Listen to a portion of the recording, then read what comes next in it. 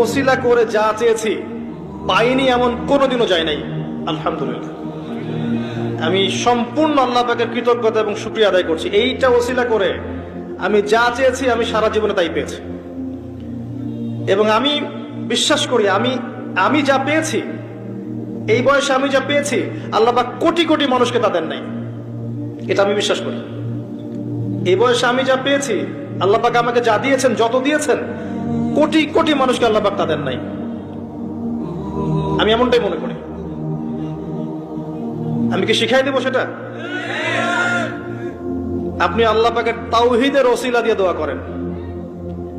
দোয়া করতে করতে আল্লাহকে বলেন, আল্লাহ তোমার তাওহীদের কালিমা লা ইলাহা ইল্লাল্লাহ এর ওসিলা করে তোমার কাছে আমি চাচ্ছি